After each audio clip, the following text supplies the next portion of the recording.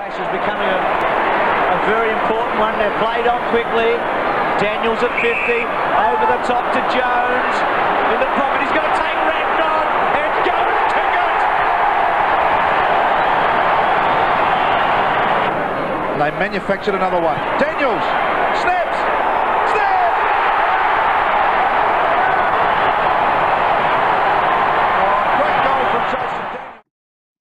Well, our next special guest on Unpluggered was a favourite son of the club over 2 instalments, and he played during a couple of good eras for the Saints, the early 90s, in which St Kilda played in back-to-back finals campaigns, and then, of course, 5 of the last 10 games of his career were finals in 97 and 98, including the 97 grand final. He played 173 games in all, 115 of those with the Saints, with a stint with the Sydney Swans in between. I speak of Jason Daniels, or affectionately known as Jack Daniels by supporters. And Jack, thanks for jumping on with us.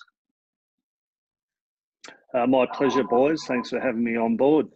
Now, you arrived at the club obviously quite young, back in the day when players could be drafted when they were sort of 16, going on 17, those sorts of things, and recruited to the club. And the Saints had a pretty positive 87 the year before you debuted, with Plugger winning the Brownlow and 5 wins in a row for the club late in the year.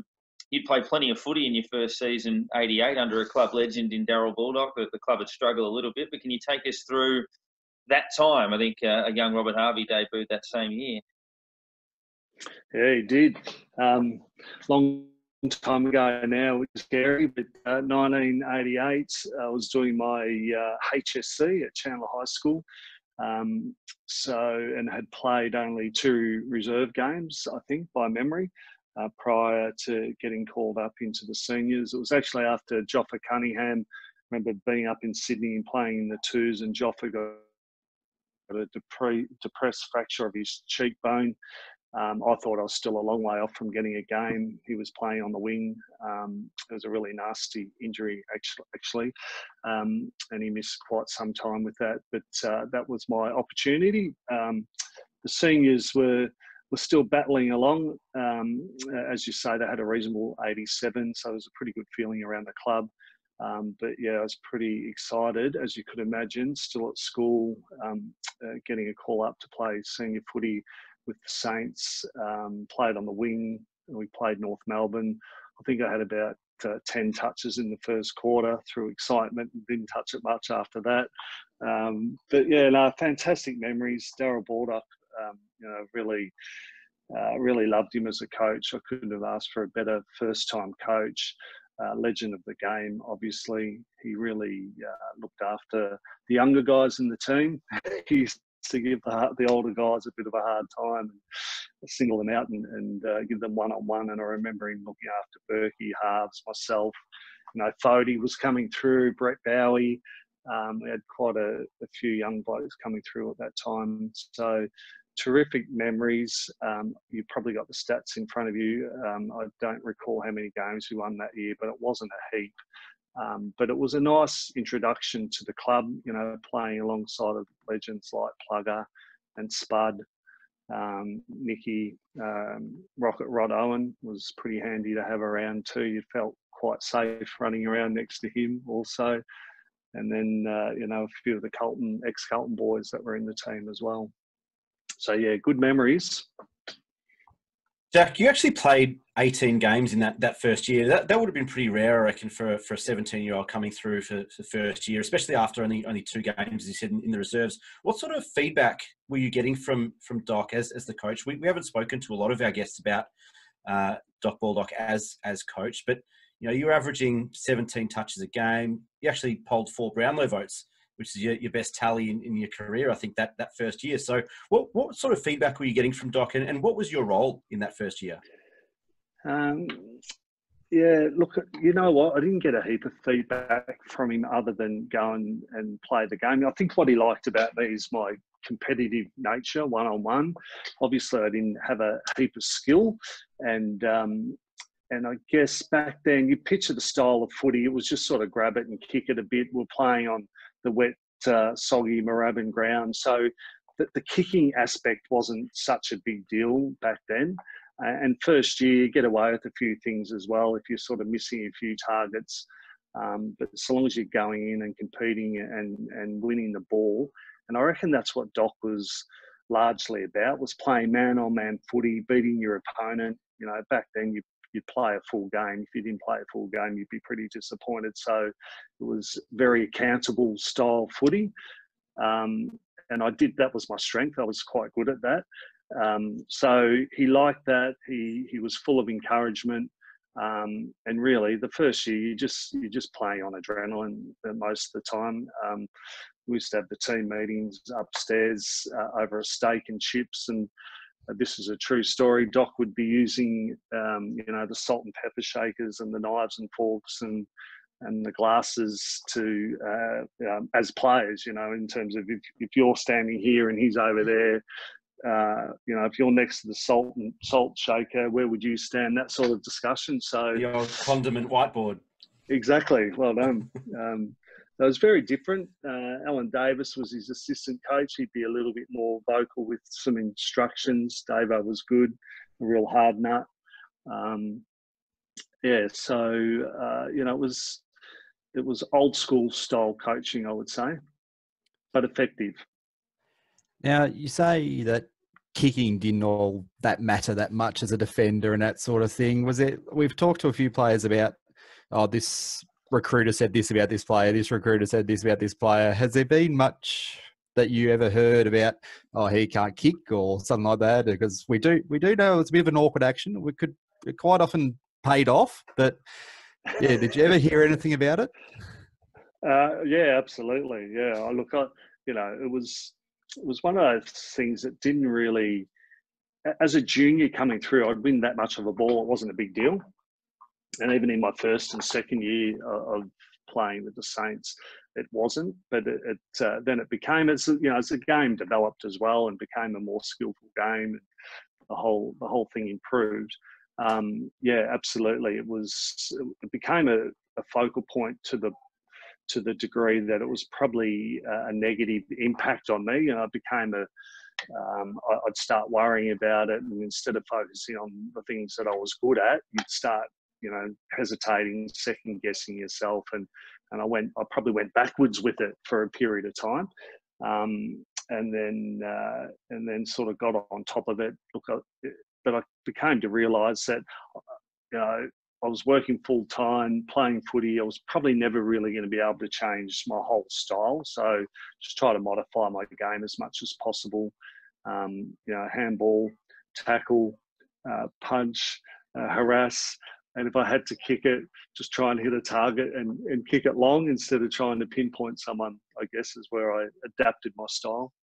The Plugger broke his ankle that year in the middle of the season and sort of missed the remainder of it. In your debut game, Rod Owen actually kicked 7, who used to pop up and do that from time to time. But the following year in 89, Plugger kicked 71 goals in 9 games and then got injured, and similar thing happened in 1990. As a young player, can you take us through, I guess, the cult of Tony Lockett, if you will? I've heard a lot of Geelong players talk about the Gary Ablett Senior era where they'd sort of walk around on eggshells around him and go, he just called me Gaz today, or he called me Steve, or almost that walking around in awe of the superstar. Was there a bit of that with Plugger, given he was perceived as the quietly spoken superstar?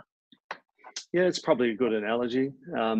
Probably not to that degree. I think Plugger was a little bit more friendly, maybe. But, country boy, quiet. For the first couple of years, you're pretty reserved and you don't want to say too much anyway. So you just sort of head down and get about your thing. But and he was still maturing. He was still pretty young as well. Didn't love the media, as we know. But the real reflection I have is when I went to Sydney and he followed me up there. Not quite, but he came up a year later. We really bonded in Sydney. It was probably I'd matured quite a bit. I was sort of 22, I think, then, and he'd come up, and it was a relief on his shoulders just getting out of that bubble down at Moorabbin and all that attention, and out of Ballarat as well. And we used to go out and grab a pizza and sit one-on-one and have a chat. And I thought, gee, if you had a rewound 5 years ago, I thought that day would never, ever happen because we were quite different individuals. But Things changed, and I think Sydney was the best thing for him. I'm sure he probably says the same thing or has. But yeah, what an awesome player! Just great to be around. Scary on the field, even as you wouldn't want to stand in his way. But just an absolute legend. I had my 5th birthday party at Moorabbin one night after school. It was a Thursday night training, I reckon. And we walked into the rooms after the session. Plugger was getting a rub down, and I don't think I've ever been as much in awe of someone as I was that day as a 5-year-old. It's good to know that you guys were the same as young blokes. Yeah. But we might talk about your move to Sydney in a little bit. But you kind of became a cult figure down at Moorabbin. And how did you handle that? I didn't really sort of view it that way too much. As I touched on, used to cop a bit of flack about my kicking, but at the same time, I think people appreciated my effort. It was a great environment to be in down. You blokes are a bit younger than me, so I don't know how well you remember it, but the animal cage, and I'm sure you've spoken about it a lot, and just running down the wing, and just the crowd, and then up to the social club afterwards, which I know we get criticised about a little bit back in the late 80s, early 90s, but it was part of the culture, it was just a terrific environment. It was semi-professional football. We gave 110%. When we're out in the field, everyone was committed, and we're probably underdogs, battlers, whatever you want to call us, but we had a red hot crack, and it was great to be involved and just see the club develop as we became more professional and facilities improved, and and players, we recruited some really strong players to the club as well. So. It was, and I really noticed the difference going to Sydney 3 years and then coming back. It was like a completely different club again, in terms of that professionalism. Now, you went to Sydney in '93, obviously. You ended up playing against St Kilda twice that year. 8 goals and 9 goals Plugger kicked. How happy were you to actually hear that, okay, he's leaving there, he's going to be on our side this year, 2 years after it became. But between then, the next year, very infamous game. Basically, on top of the 8 and 9, he then kicked 11 and pretty much put Peter Caven into another city.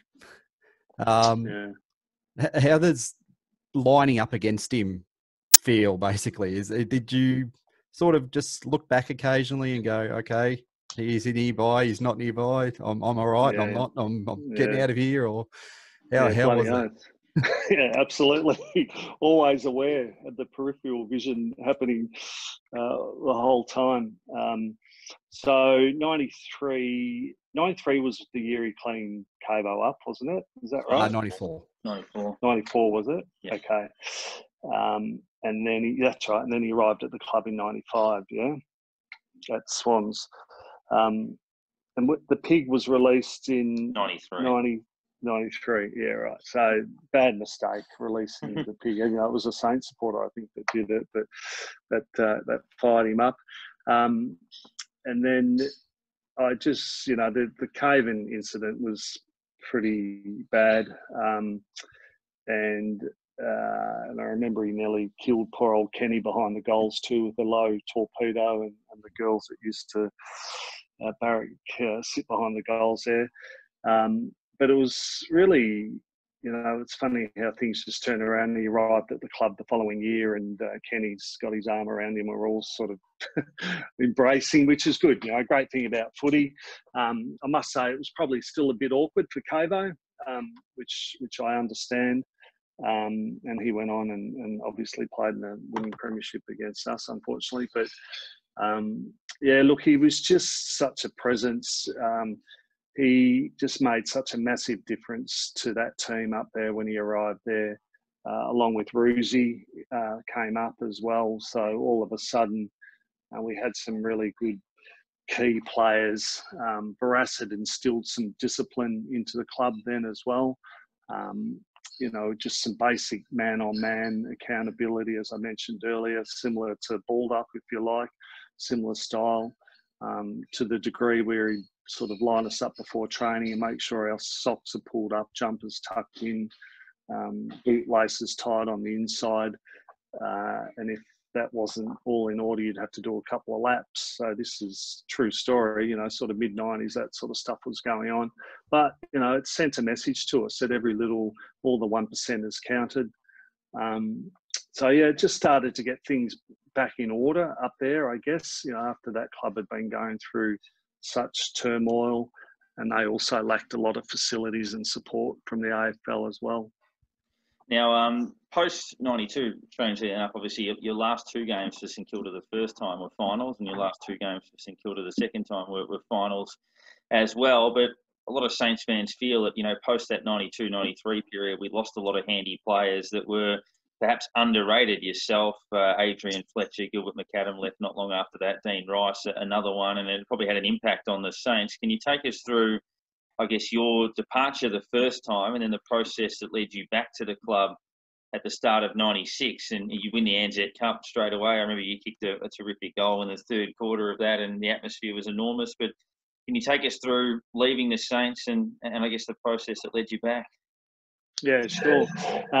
So Kenny Sheldon rings me. I'm at work at my little insurance office and says he wants to catch up for lunch. And I thought, that'd be good, as I'm driving there, thinking, shit, this is unusual. He's never rang me for lunch before. I was excited for a minute, then I realised, hang on, there's something to this. It was in the off-season.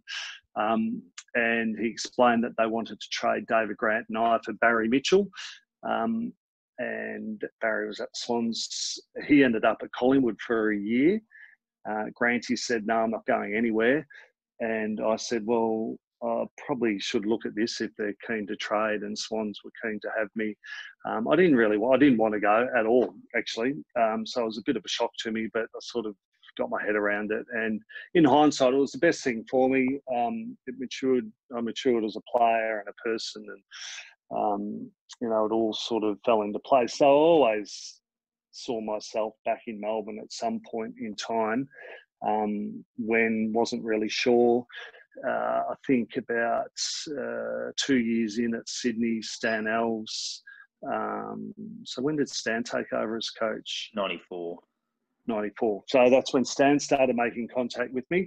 I'd spent a bit of time with Stan prior to leaving, as he was the skills coach. So obviously had a bit of time with him, developed a good relationship with him. And we started having discussions probably then. Barras was leaving the Swans at the end of 95, and I'd been talking to the Saints and thought it'd be just a great opportunity to get back, and it all flowed pretty smoothly. Craig O'Brien, it was a straight swap by memory, I think, with Obi, and he played some really good footy up at the Swans as well. So I was just rapt to get back. As I said, the club had developed a lot. Stan really implemented some new coaching styles into the club, and we sort of we had a great start to that season. But I reckon after that ANZ Cup, we probably I think we celebrated a little bit too hard, because we lost the next 3 or 4 games in a row, possibly. You can correct me if I'm wrong on that. First 3, yeah. That doesn't sound like St Kilda celebrating a bit hard.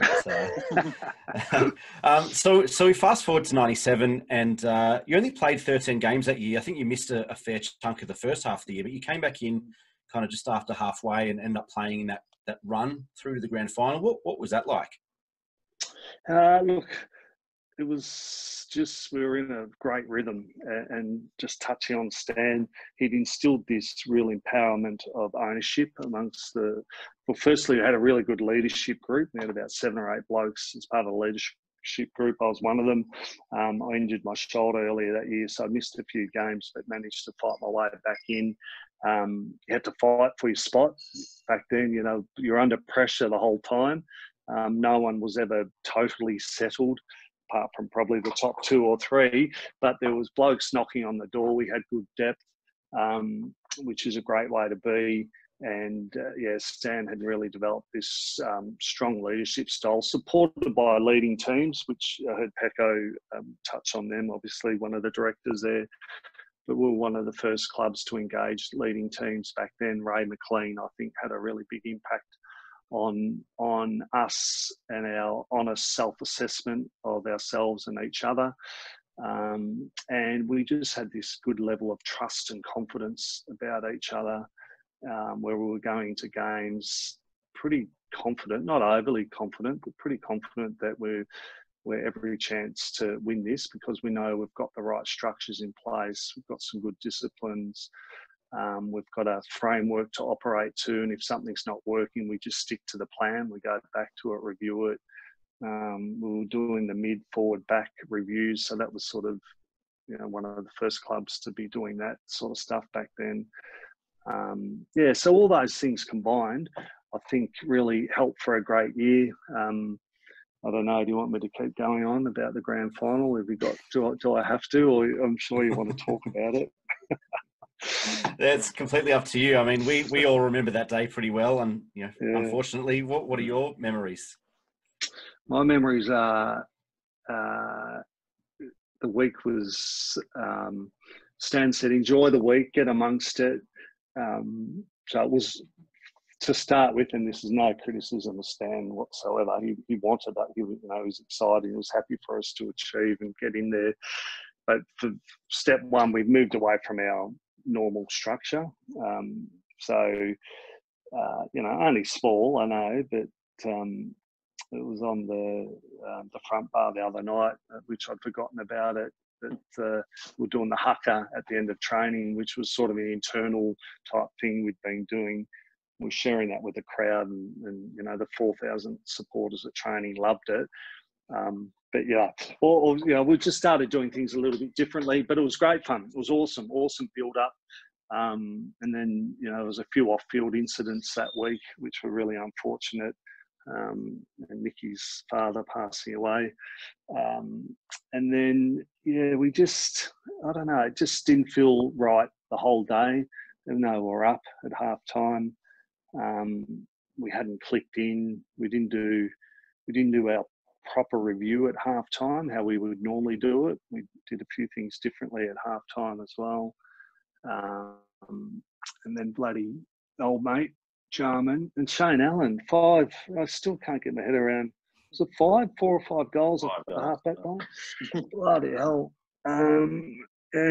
Listening to Pecco talk about it the other week, and I agree with him. It's still hard to watch grand finals, though. I think I've got over it a bit quicker than he has. I can't believe he still can't put the TV on, but I can believe it. It is really knocks you around, as it would have so many supporters. We're just due for one. We need to break the bloody drought, boys. That would be good.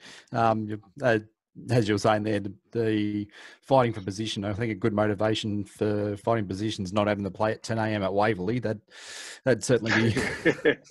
Yeah, very true. Wouldn't want to be doing. 98, very, very similar for yourself there. You played to 5 games and then fell away again. I can't remember if that was an injury as well. Yeah, it was. It must have been my Achilles, I think, that year. And then sort of fought my way back in again later in the year. Yep. That was a different year again. A little bit of a few rumblings. So I wasn't fully aware of what was happening, but I think we did move away from that structure, that ownership structure, that leadership structure that we had down pat. And things weren't flowing as smoothly, and we were sort of probably trying to grab at a few things for some quick fixes, and it didn't really work. I still think Stan was just hardly done by not to continue coaching after that year. That was odd. I still haven't got my head around how all that transpired and happened. But 98 was a weird year. I think we still had really good play. We had pretty much the same team, didn't we, from 97? So made the finals, but never really looked like it in the finals. If you look back, it was sort of there, and we sort of got bailed out in straight sets by memory. Yeah, the tight loss to Sydney and then got thumped by Melbourne at the MCG. I guess there's the final one from me. Obviously, the curtain came down for you at the end of 98. You were 27. You played 173 games. So the strike rate of games per season was obviously quite high. So by normal ratios, you're on track to probably play 250 or thereabouts. But can you take us through, I guess, the finale and then what you got into post-football? You've obviously had a very successful career after your football journey came to an end at 98, where a lot of them did, I guess, for the Saints. Matty Lappin moved on, Winmar moved on, Stan himself was gone as well. Yeah. I was lucky enough to be working. I think I was lucky enough to be working and playing footy. I sort of think it's a real risk for some of the players at the moment just to be fully focused on footy. So I enjoyed having that outlet. So I was working in the insurance industry most of my working life, actually. So I had that. That was going well. My career was starting to develop there. I think I was just about to get married. So that was happening also. To be honest, it never came totally easy to me, footy. So it was always a bit of a battle, which is fine. That was, as I say, I wasn't naturally skilled, and I was never completely in the zone where it would just sort of roll through and I'd be able to sort of play fantastic games week in, week out. It was really hard work. So I think, I'd had 11 years doing that. Though in saying that, I do reflect, I probably think I probably could have squeezed another year or two out. But I wasn't playing great footy. I was in and out. Mentally, I was a little bit tired, had other stuff going on outside of footy. So it was actually a pretty easy transition for me to step aside and say thanks, really enjoyed it. And now I'm going to move on to other things. Went back with some mates at Noble Park. I grew up in Keysborough, so that was a bit of fun. Had the shit belted out of me there. It reminded me of how safe AFL footy is. You never get hit from behind, or rarely. But there was all sorts of stuff going on back then, which I was no good at handling either. I hadn't sort of, since I was 17, I'd just been pretty lucky, and playing a safe level of footy to step back into that was interesting.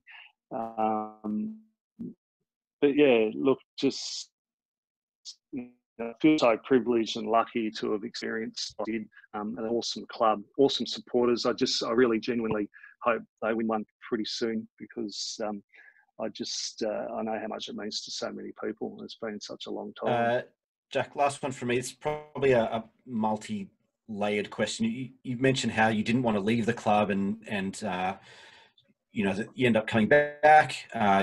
You've constantly kind of referred to us as we throughout this interview, and spoke fair about kind of watching the team currently.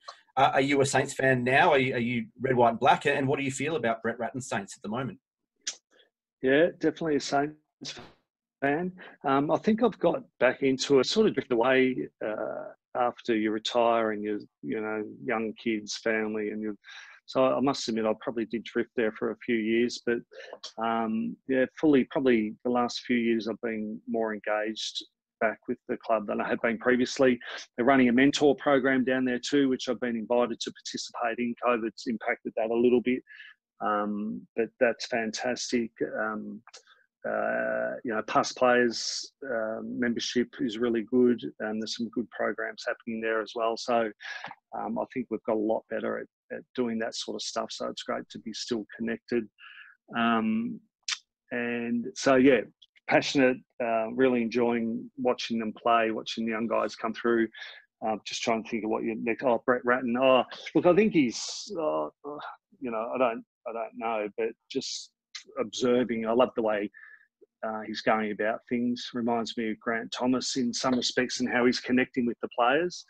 I like the language that he uses. It's nothing too fancy, but it's language that young blokes would be able to connect to, I reckon. and he's getting some good outcomes with them as well. So feels like there's a good feel down there. Tony Brown, who's the runner and player welfare, he's a ripping bloke. If you haven't had him on, try and get him on. He's good to have a chat to. So they've got some really good people down at the club as well. I don't know, it just feels like a good feel down there at the moment. And just getting back to Moorabbin for one more moment, I guess. You spend a lot of time in the back line, obviously, so you're talking about the animal enclosure and all that sort of thing. And I'm sure you heard some pretty good comments over defence towards the forwards from the opposition and things like that. Is there one that just jumps out at you and you go, I remember them saying that, and it just stuck with you? Well, it was against me, so it's probably not quite what you wanted to hear, but it's one that springs to mind. I was playing on Mill Hannah, and it was back in the day when Mill didn't have much hair at all. Pretty much lost most of it, and I was tagging him, and they'd moved him from the wing down to full forward to try and break the tag. So it's Mill and I standing one out. I'm full back, he's full forward in front of the Carlton cheer squad, and which was a very uncomfortable position for me to be in, like being the last man in defence. Anyway, the ball's up the other end of the ground. I can recall Carlton supporter yelling out. And I remember looking at Mill, he had a couple of tufts of hair hanging off. I thought, no, I'm happy with my red hair, but we both did have a laugh about it. And on so recently, actually, it was quite a funny moment. Jack, thank you very much for giving us so much of your time here and sharing the journey. You certainly gave your all over that stint with the Saints and with the Swans. I'm sure their fans would say the same as well. But well done on all you achieved. Hopefully that mentor program and things like that can get up again when life returns back to normal. But yeah, you should certainly be proud of the contribution you made to the game. Cheers. Thanks, gents. Really appreciate you having me on board.